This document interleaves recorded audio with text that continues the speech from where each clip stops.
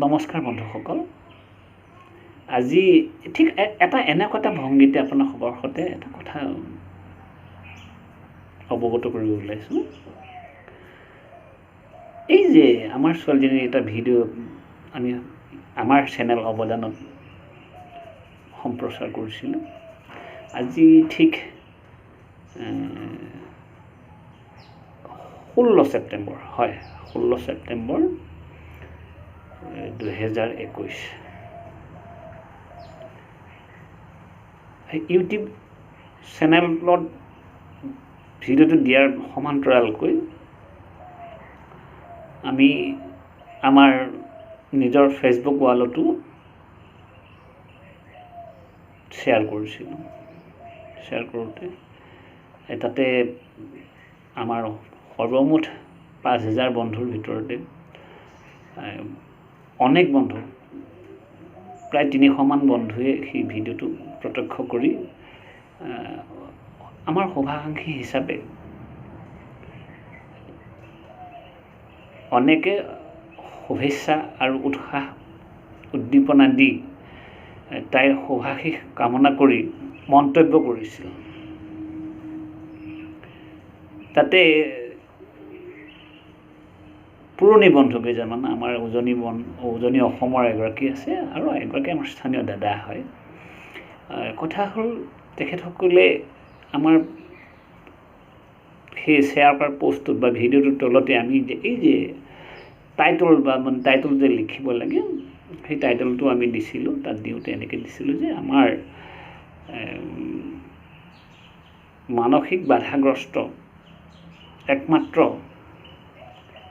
কন্যাই নচাৰ এক প্ৰয়াস বুলি আমি তাত দিছিলোঁ ভিডিঅ'টো সেই টাইটলত তাতে সেইবোৰ যিহেতু এফালৰ পৰা ভিডিঅ'টো চোৱাৰ আগতে সকলো সেই ওপৰত কি লিখিছে বা নাই লিখা চাই পেলাই সেই মন্তব্যৰ তেখেতসকলে কৰিলে তাইৰ শুভাশীষ কামনাও কৰি লগতে দেউতাক হিচাপে আমাক ক'লে সেইটো তেখেতসকল বন্ধু হিচাপে এটা দাবী হয় বা এগৰাকী মাতৃ হিচাপে তেওঁলোকৰ যিহেতু সন্তান সতি সন্ততি আছে গতিকে সেই বোধ কৰোঁ তাইৰ প্ৰতি থকা মৰম আৰু আমাৰ প্ৰতি বন্ধু সুলভ এটা ঠিক অধিকাৰী বুলিছোঁ আৰু সেই সূত্ৰে তেখেতে আমাক ক'লে যে আপুনিনো আমাৰ ছোৱালীজনীক আকৌ আমি ঘৰত বেদনা বুলি মাতোঁ ইতিপূৰ্বে ফেচবুকত কেইবাবাৰো তাইৰ মানে বিষয়ে আমি কথাবোৰ মানে লিখিছিলোঁ তেতিয়া আমি বেদনা বুলি তাত নাম উল্লেখ কৰিছিলোঁ গতিকে সেই পোষ্টবিলাক তেখেতে পঢ়ি পেলাই জানি আছিল যে তাইৰ নাম যে বেদনা গতিকে তেখেতে বহুত দিনৰ মূৰতে সেই ভিডিঅ'টো দেখি পেলাই তাইক এটা মন্তব্য কৰাৰ চলৰে আমাকো কথাটো অকণমান ঠিক আপত্তি বুলি মই ক'বলৈ যোৱা নাই কিন্তু তেনেধৰণৰ যেন এটা পাৰ্শ্ব প্ৰভাৱ থকা এটা মন্তব্য কৰিলে ক'লে আপুনি দেউতাক হৈ পেলাইনো আমাৰ ছোৱালী বুলি কেলৈ কৈছে তেনেকৈ কৈ আপুনি মানে কি 10জনৰ এটা পুতৌ পাত্ৰ তাই কেলৈ কৰিছে তাই তাৰ পৰিৱৰ্তে আপুনি মোৰ ছোৱালী বুলি নকওক নতুবা আপুনি তাইৰ নামটোকেতো উল্লেখ কৰিব পাৰে কিয়নো নকৰে আপুনি কৰিবচোন বুলি তেনেকৈ তেখেতে ক'লে সমান্তৰালকৈ মই যে কৈছিলোঁ আমাৰ ইয়াৰে এজন দাদা আছে আমাৰ জ্যেষ্ঠ আমাতকৈ মানে জ্যেষ্ঠ আমি শ্ৰদ্ধেয় আৰু আমাৰ দাদা হয়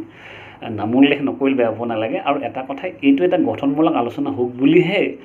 ঠিক আজি এই ভিডিঅ'টো কৰিলোঁ তেখেতেও ক'লে যে হয় মানে কি আমিও সেই পুতৌজনক যেনে লাগিছে তুমিনো তোমাৰ ছোৱালীজনীক আমাৰ ছোৱালী বুলি কেলৈ ক'লা যেনেকৈ নক'বা আমি বেয়া দেখোঁ গতিকে এই ক্ষেত্ৰত সেইদিনাখন মই একোৱে নক'লোঁ বা ক'বলৈকো কিবা যেন মনলৈ সেই কথাষাৰ মানে নাহিলেকে তাৰপিছৰ পৰা আমাৰ মনত এটা প্ৰতিক্ৰিয়া হৈছে বিশেষকৈ মই অধমৰ কথা কৈছোঁ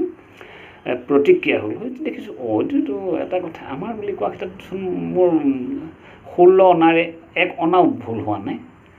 আপোনালোকৰ কথাটো ভাবি চাওকচোন বাৰু এটা শাৰীৰিক সম্পৰ্ক বা বৈবাহিক সম্পৰ্কৰ পিছতহে মাতৃগৰ্ভত সন্তানৰ স্থিতি হয় কথাটো হয় নহয় কেৱল মাকে বা কেৱল দেউতাকেতো সন্তান কেতিয়াও জন্ম দিব নোৱাৰে গতিকে দুইজনৰ তাত সহযোগিতা লাগিবই গতিকে এইটো ক্ষেত্ৰত তাইক কাৰোবাক আগত পৰিচয়টো কৰি দিওঁতে বিশেষকৈ লিখা ক্ষেত্ৰতে হওক লিখিয়েই হওক বা কোৱাৰ ক্ষেত্ৰত কৈয়ে হওক যেতিয়া আমি তাইক বা এটি ল'ৰাক বা এটি সন্তানক আমি কাৰোবাৰ আগত পৰিচয় কৰাই দিবলৈ উদ্যত হওঁ, তেতিয়া আমি আমাৰ বুলি কোৱাত একো অসুবিধা নাই বুলি বা একো ভুল হৈছে বুলি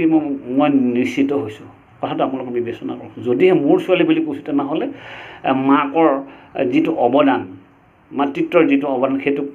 নস্যাৎ কৰা হয়। আৰু যদিহে মাকে মানে কি কাৰোবাৰ আগত নিজৰ ছোৱালী বা ল'ৰাটিহে সন্তান হওক, যদি মানে মোৰ ছোৱালী বা মোৰ ল'ৰা বুলি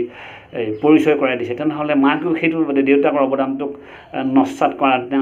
নস্যাৎ কৰাৰ দৰেই হয়। গতিকে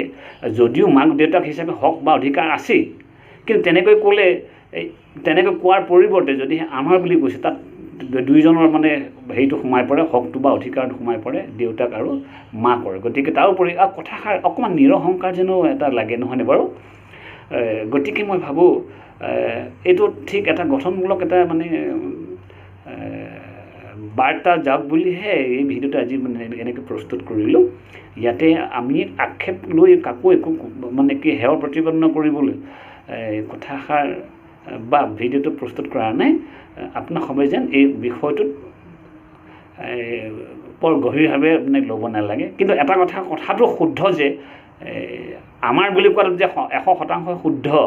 গতিকে এইটোত আপোনাক সবে মন কৰিব বুলি আমি আপোনাক সবৰ আগত অনুৰোধ ৰাখিলোঁ ন।